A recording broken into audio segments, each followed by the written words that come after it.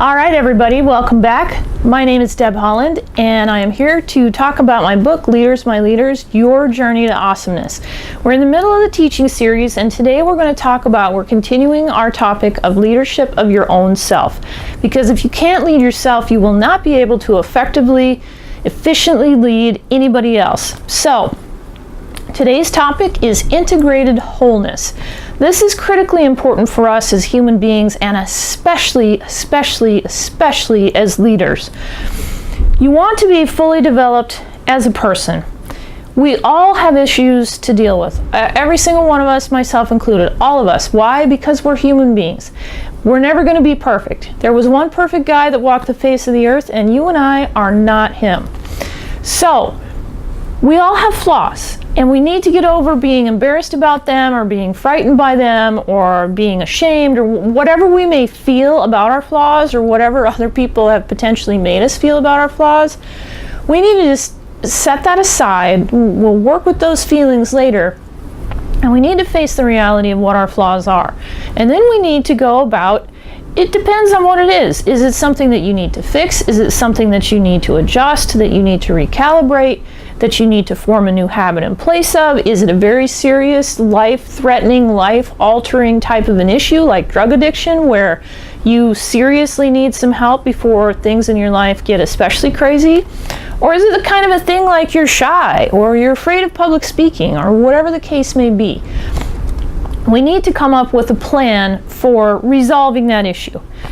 In this digital age, there are free or low-cost resources everywhere. It's no longer the case that we have to jump on a plane and travel far away and attend a 2-day seminar and spend the equivalent of a month or 6 months salary or whatever it may be in your world.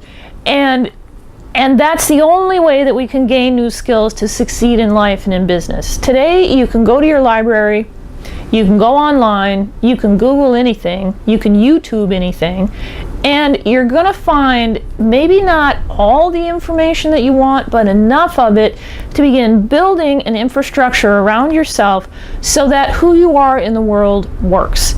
So that you don't have any glaring flaws or deficits or dysfunctions that are going to impede your progress as a leader and cause you to put a really negative ripple effect out into the world. So, once you've gotten a hold of whatever your issues are, how do you then begin practicing in safe, relatively safe environments and begin figuring out how to put new skills together for yourself and your team?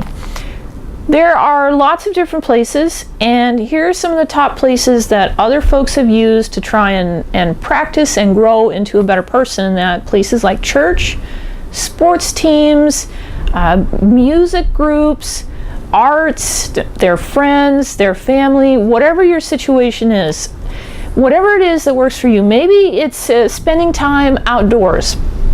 Right now, and for this entire leadership book teaching series, I am up at my cabin at Lake Superior. This is the most perfect place on earth to me. This is a spiritual place to me. And so for me, when I need to renew and refresh and recharge and all those other things, and when I need to get a break from my own daily life, this is where I come, and this is where my family and I come when we collectively need to just get away and have some time together.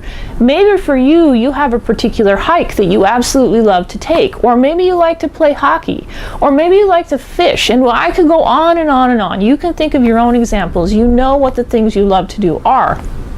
So use those environments intentionally to build skills. Well, how do you do that?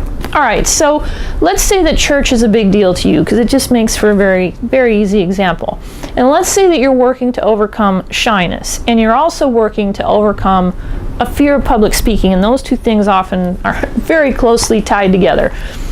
So instead of just going to church each week and sitting in the back and hoping nobody says anything to you, go to church and very deliberately introduce yourself to one new person a week. And if you do that over the course of a year, you've met over 50 new people. And then when you get really brave, which at some point you will, when you start getting your confidence, getting your mojo going, right? And when that point hits for you, maybe you can volunteer to do a reading. Don't think past that.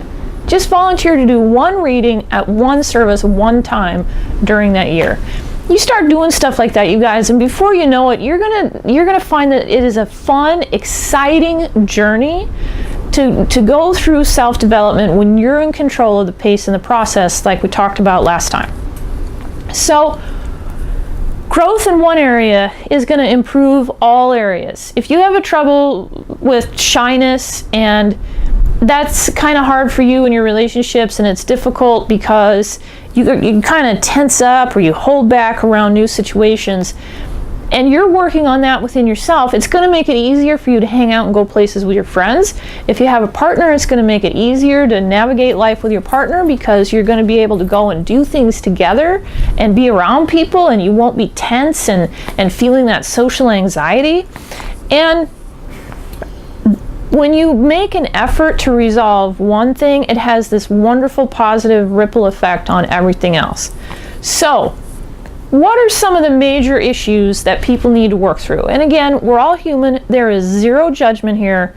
This is just about being able to, I'm a social worker by training, and those are my roots. And so I like to trace things back to where they really come from and take a good, full, honest look at the reality of those things. So when I give you these 5 categories of major issues that a lot of us have, I'm not coming from a judgmental, you should fix this, you're a bad person point of view. I'm coming from a very analytical, very objective point of view, because I want to be strategic about self-development. I love strategy. It's one of my most favorite things in the world. So 5 categories are addiction, mental health, criminal activity, drama stagers, and immaturity. And if you want to know more about those, they are in the leadership book. We don't have time to go into those. They could be an entire teaching series in and of themselves.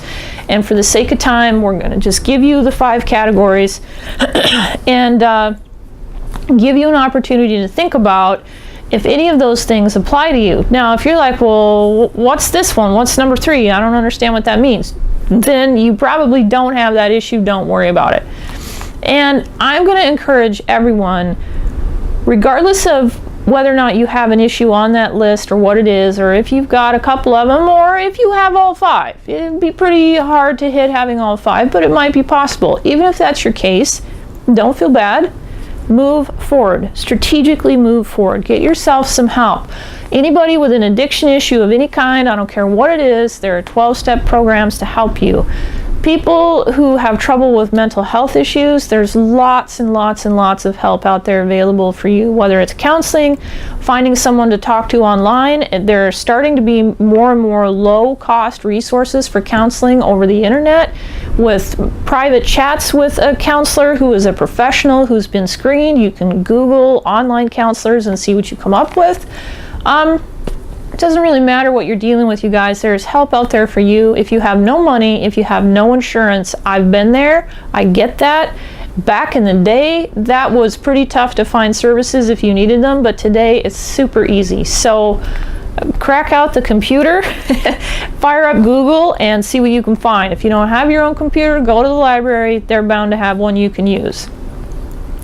Now there's 2 more categories of major trouble that we need to talk about, because like I said, I'm a social worker by training. So for me, it's all about the person within their environment. When I take a look at what is going wrong for an individual, I don't look at just the inside of them and say, ooh, they have this thing wrong. It's all about that thing, and we need to fix that thing and take that thing out, and then everything will be good. I don't believe that.